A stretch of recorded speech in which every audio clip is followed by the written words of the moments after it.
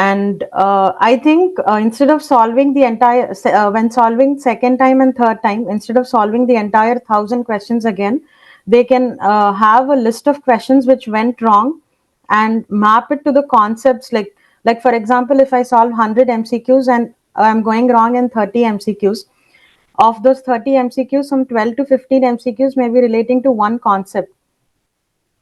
So I need to work on that concept to get these questions correct. So based on whichever MCQs are going wrong, like uh, I think an aspirant, it's important to identify which concept it is relating to, and then uh, revise that concept and solve the questions again instead of solving the entire questions again, because there's no value addition in that.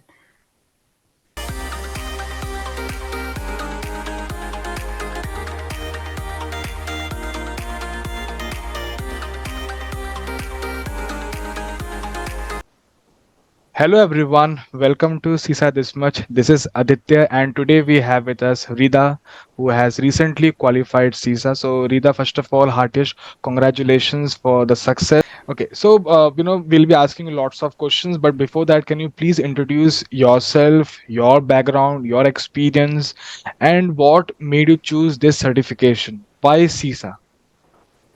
Sure. I'm Rida, and I'm a qualified chartered accountant. I qualified in 2021. Prior to that, I did my articleship in ENY in the statutory audit domain. And after my CA, I joined PwC in the technology risk assurance services domain, which is predominantly focused on IS audits. And CISA as a certification has a direct relevance and impact on my current domain. And I wanted to grow in this domain and in the long run. So that's why I took up CISA. Okay, so I have one question over here. So normally, when qualified CAs or fresher CAs, when they contact us for the inquiry, so they ask me this question that, since we don't have any background, so we may not be able to land a job in IT audits without CISA, or since after CA you have mentioned that you have got a job in EY. Okay, and in this area, which is risk technology assurance. So like, did they have this condition that you must have this CISA, or after doing CISA, like, will it add any advantage to you in your current profile? Yes, they didn't have a mandatory requirement at a fresher level to have CISA, but predominantly in the interviews and all, they tested us on how willing we are to work in this domain and how passionate we are. So that was the main trigger point for them to hire us, because uh, as a CA fresher to work in this field, they have to invest a lot in trainings. So that is the factor which they factored in. And CISA, like currently, yeah, it's very relevant in my domain. I almost have 1.5 years of work ex in this particular field. Now I think after CISA, like the way I look at things, the perspective with which I look at them will change in my future IS engagements. So it'll have a direct impact on my work, and whatever past experience I had a direct impact on my CISA prep as well. It really helped me, especially domain 1, 2, 3, and a bit of domain 5. All right. Okay. I I liked one of your whatever you have said. See, big four, for them, when you do these kind of certifications, so it also shows your interest and your willingness to make a career over here, because they are also uh they also have a stress, like, what if we are giving training to the employees, they undergo the training and everything, they undergo the experience, and afterwards they change that field altogether, like, from IT to some other field as a CA, because as a CA you have lots of options. So if they are investing in you, they also want your willingness and your interest in this particular area. And not only Yes. that, it also kind of builds a trust for the clients, okay, that our team is CISA's certified or CISA qualified, so when they mention those things, so it also uh, you know kind of add value, like for the clients, and I think that's the reason, like within I mean, I may be wrong because I don't know much about the big four, but as far as what I understand is that, like, after like 2 or 3 years of experience, they start putting a pressure on you that you need to get the certification if you're working in Yes, that field, and exactly. if you're serious in this field. Yeah. Yes. All right. So, okay, coming to the next question. Okay, how much time did it take for you from the start till qualifying it? Okay, since you are working in Big Four, and I need not mention this, but everyone knows that the work pressure and the work culture in the Big Four, and like, how difficult was it for you to manage time and like be dedicated towards the studies? Okay, so I just want to know about your journey and how much time it took for you. Like, Yes. Like effectively, I started preparing in the month of May, in the beginning of May. So effectively, it took me around 4.5 to 5 months of consistent preparation. Prior to that, also I was on and off, but I didn't. But I took the plunge in May, and since then I have been consistent. And I gave my exam on September 20th. And coming to balancing my work and studies, for me, it was very difficult to study after work in the evening. Like I was not able to focus. Initial few days I tried that, but that didn't work. So I used to, like, after my work is done, I just used to rest for a while and sleep and wake up early in the morning around 3 o'clock, 4 o'clock sometimes.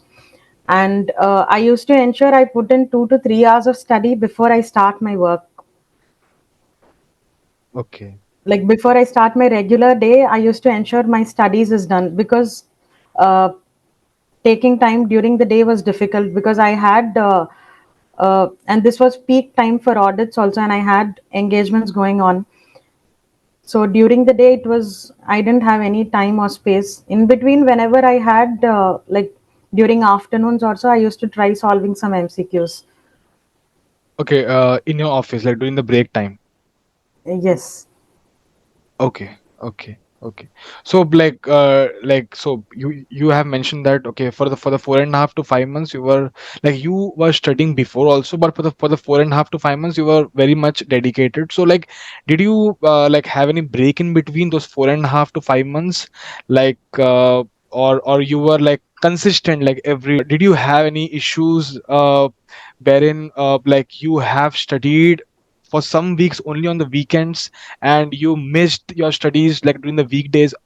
You were in touch with your studies, but there was some kind of break. So did you have that kind of thing, or like it was a consistent this thing, like, every day? Because I mean, why I'm asking this question is because I have seen a lot of times that when you skip your studies, like, for even for a week, what happens is that if you miss your studies for a week, it will drag to like 2 weeks or 3 weeks, and ultimately, like, you will realize it's already a month that I was not able to dedicate myself properly, and then again you will have to start from the scratch. Yeah. Like, again, when you open the book, things will start becoming new for you, and this is not only for you, it's for everyone. Like, this is something, what to say, a beauty about this exam, because here, if you're not in touch with your studies, you start forgetting things. It's for everyone, including me. So the same thing Yes. applies to me as well. So did you face that kind of situation with you? Yes, like before May, I tried studying on the weekends, but that didn't work for me. Like I study on Saturday or Sunday, and again, by the time I come back to the next weekend, I forget everything, and I didn't have that continuity. So that is when I started properly from May, I ensured I was consistent. It was not like every day I gave 2 to 3 hours, but there were days where I was able to do only for half an hour, and there were days where I was able to do 4 to 5 hours a day as well. And once in 10, 15 days, I did take a break of one day where I don't study anything and go out and restart from the next day. But I didn't have any huge gaps. It was maximum 1 or 2 days. Okay, got it. Okay. And okay, so do you advise? CA freshers, because I know that CA freshers, whoever has done CA, they have some idea about this IT audits, because of they have studied that same subject in the CA inter or in the CA final. Now they have removed from the CA final, so definitely they study in the CA inter level. So, like, do you feel like they are ready and they need not focus on the concepts, and they can directly start solving the questions? Like, uh, not it applies not only to CAs but also to the people who are from other backgrounds. Like in general, do we need to focus on the concepts or on the questions or on the blend of both? And do you feel importance of revising concepts and questions, and what kind of role that has played in your journey, the importance of revision? I think the first base is always with the concepts. Like it is like first we need to finish all the concepts, and then there will be a certain concepts where we need to interlink between domains as well. So once that conceptual base is built, then we can start solving the questions, because most of the questions are scenario based where they test us on applying the concept. It's not like uh, it's not like a direct question. So unless and until one has that conceptual clarity, they cannot apply that concept in the question. Correct, correct. All right. And So, revisions, I think I did almost 3 to 5 revisions, and with every revision I was doing, my concepts only kept getting better. okay, okay. So, okay. So for you also revision worked, so when you were studying for the first time and when you were revising the same thing, it made a impact, right? Like you were able to understand things in a different way while Yes, doing the revision. definitely. Yeah, because I am asking this question because in the end what happens is that, see, our course duration is also like approximately 70 to 75 hours. So, like, these kind of questions are there in everyone's mind, that what if I put 3 hours every day? It means that in a week of time I can do 20 to 25 hours of studies. In that case, within a month I'll be finishing the entire lectures. 15 days I'll finish the mock. 1.5 months I'll be ready. But this is not how things works, right? Yeah. All right. So, Yes. okay, so my next question to you would be, what should be the strategy of students to clear the exam in the first attempt? Okay, I think I have covered this question. uh, okay, I think most of the questions I have already covered. Okay, so any tips you would like to give to the future CISA aspirants who are currently preparing for the exam? Like any advice, and any thing which was a challenge for you, and you feel that, okay, if I knew this earlier, it could have saved my time, and any those kind of advices you would like to give? Yes, like I can run through the overall strategy which an aspirant can take up. I think, first of all, it's very important to assess whether they can do self study or they need a lecture. I was very lost at that point. And when I went through the syllabus, domain 4 and domain 5 were bouncers. Domain 1, 2, 3, I was able to still understand and relate, but domain 4 and domain 5, I felt I needed help, and that is when I took up lectures. I think that saves a lot of time when you actually understand whether you can do self study or you need some faculty's help. And I think even if someone can do self study, lectures do help, because the way we think and the way an experienced faculty thinks, looks at the same concept, the perspective may differ. So, to fill that gap, that's where a faculty's support will be very helpful, especially in an exam where concepts are very important. Correct, And correct, then once concepts are clear, they can solve the QAE minimum 2 to 3 times until they go to that 80 to 90% accuracy. And I think, instead of solving the entire, when solving second time and third time, instead of solving the entire 1,000 questions again, they can have a list of questions which went wrong and map it to the concepts. Like for example, if I solve 100 MCQs and I'm going wrong in 30 MCQs, of those 30 MCQs, some 12 to 15 MCQs may be relating to one concept. So I need to work on that concept to get these questions correct. So based on whichever MCQs are going wrong, like uh, I think an aspirant, it's important to identify which concept it is relating to, and then uh, revise that concept and solve the questions again instead of solving the entire questions again, because there's no value addition in that. Got it. And then once QAE is done, they can solve the domain wise mocks, and our full mocks, 7 to 8 mocks. Got I it. think on an average, if they have solved around 1500 to 2000 questions, that would be one benchmark, and 400 to 500 hours of qualitative preparation. And also a mock score of, I think, 75 to 80% in mocks should be good to go to pass. Around 4 to 5 months. But if a student wants to score a very good score, like 600 plus or 650 plus, I think 7 to 8 months would be required for that. Yeah, so that depends upon lots of factors. I think I have made a video for that also. So yeah, so when we talk about the scale score and all those stuff, so yeah, so lots of factors, are dependent for that score. But I really liked your, this thing that you have mentioned, that it's very important for the aspirant to identify which areas they want to focus in. Then, like, there are thousands of questions, see. And what, for you, since you have mentioned domain 4 and 5 were difficult, I see people who are from security background, or people who are from pure IT networking background. Maybe they have worked as a in the infrastructure field. So for them, they find domain 4 and 5 easy. For them, domain 1, 2 and 3 become very much challenging. Okay. For you, it was the reverse way. Domain 4 and 5 were the most challenging domains. So you know and I'm sure that there cannot be anyone who have expertise in all the 5 domains, including myself. It's impossible, Yes. because it's very vast. Domain 1 to 5, if you see, it's very vast. There cannot be a single person who is having expertise. And if he's saying he's having expertise, it means that he is not working in a specific niche.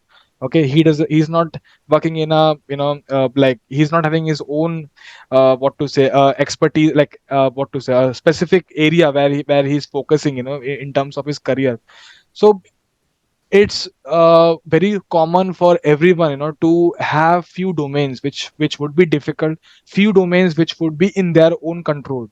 So it becomes very important for you also to do your homework from your end, to identify those areas, okay, which are new for you. Because when I'm teaching, it is common for everyone, because I don't know, like, because we have, and this is the only course I can say, like CISA, where mix of people from audits, from commerce, finance background, from IT background, from security background. Okay, so people from different backgrounds does this certification. So it becomes very important for you also to identify which area you're lacking. And it's not that domain 1, 2 and 3 are easy. They are difficult equally. Like, in the exam, when you look at those questions, you know it might feel, okay, domain 1, 2 and 3 are very easy, but it's not. Okay, so you'll understand, Yeah. when tricky question comes in front of you, you'll understand that how they can, twist the questions, how they can twist the words, and they can make simple questions also look difficult. Okay. Yeah, so in fact, our focus, when I was, making the videos on the MCQ blockbuster series, my focus was also the same, that, like, in the end, it's not only about the concept, but also you need to understand, like, how to read a question. And do you feel like Yes. in the exam hall, like, when you were reading the questions, you were following what instructions we have given in the lectures, like, you have to break the lines, you have to focus on, specific word, try to identify which what the question is trying to ask, The intention of the question. intention of the question. Let's say, you are not understanding the question properly. When you're looking at the options, okay, you feel, okay, two options looks the right. Then how to identify, which should be the right one. So, like, did you find those instructions which we have given useful in the exam hall, like while solving the questions which were new for you, which you haven't like read before, like, so like, those entire process. Yes, very much. Especially the MCQ Blockbuster series really helped me understand how to approach a question and how ISACA frames a question. Like they may just change two words, network performance and network availability. and the answer completely changes. Correct. And also our tricks, like where we had documentation, mostly documentation will not be an answer, backup shocks, Yeah. all that was very helpful. Yeah. Yeah. So in the end, see, because what happens is that when you're working, definitely, you will be not exactly following whatever things are mentioned in the ISACA. ISACA, they will always talk about the best practices in the industry, right?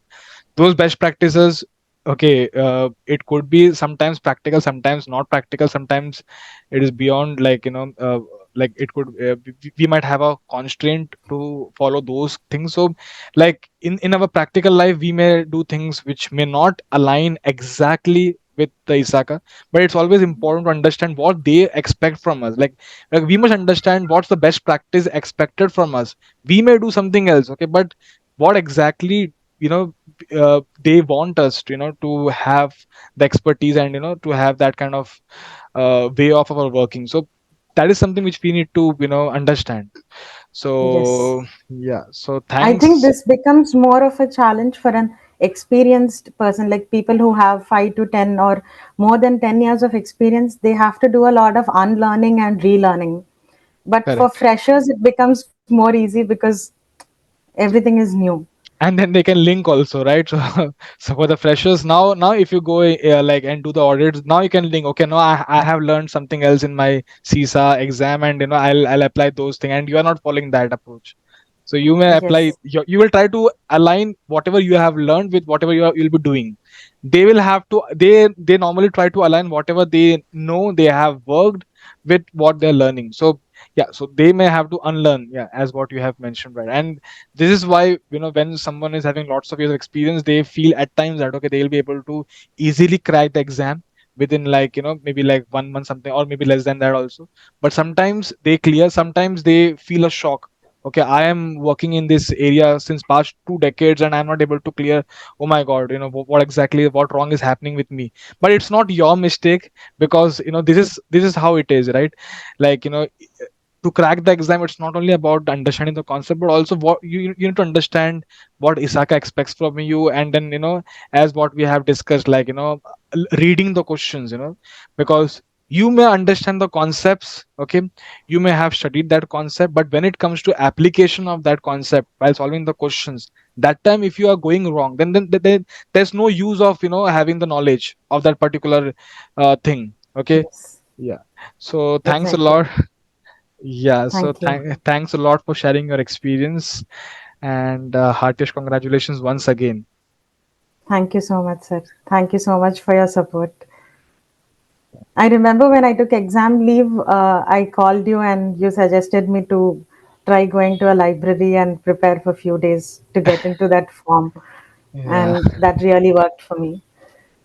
Yeah, so yeah, I remember. I think that is something which I even mentioned, that, maybe we can put that in your interview, because see, honestly, when you're a working professional and when you have left your studies long back, okay, what happens is that we also forget, like, how we used to study. And this happens with everyone, including myself also. Sometimes when I am at my home, there's lots of distractions, and when you are at a library or a reading room, what happens is that your focus increases, and everyone, around you are studying, so it kind of gives you a motivation also, that, okay, now I need to focus. And if everyone are studying for like 12 hours, why can't I study for 12 hours? Okay, I can also do that. So it kinds of give you that extra push also to, Yes, take yourself ahead. Yeah, so those things works, because if I'm at my house, and if my colleagues, my friends, everyone are working, they're enjoying their life, and I'm the only one who is studying at my home. So it kinds of give me that kind of, it gives me anxiety also, that, like, what the hell I'm doing with my life. Okay, I didn't expect this to, happen, like, the weekends I'm spending, going through the books and lectures. I thought my weekends would go in a fun way, but I didn't expect that, after becoming CA or whatever, so I'll have to, again sit and study. But then when you go to a library, those, that environment gives you a push. So yes, we also normally say that, okay, I'm adding something from my end, maybe. I have read this somewhere that you can worship the god at your house also. Okay, and we do that, right? But when we go to a temple, right? So our focus increases. Like that time, we don't have Yes. thousands of thoughts in our mind. Like we only focus on our prayings and everything. Okay, but when we are at our house, we have thousands of other tasks, right? So similarly, a reading room or a library is like a temple. For every work there is a specific environment. Like similarly for studies, the reading room or the library, that's the environment which you must always look for. Okay. Yes, Anyways. exactly. I think at least 7 to 10 days before the exam, like it's very important to be completely in that mode. Correct. Correct. All right, so thanks a lot for sharing your experience. Thank So you, sir. okay, yeah, bye. Thank you.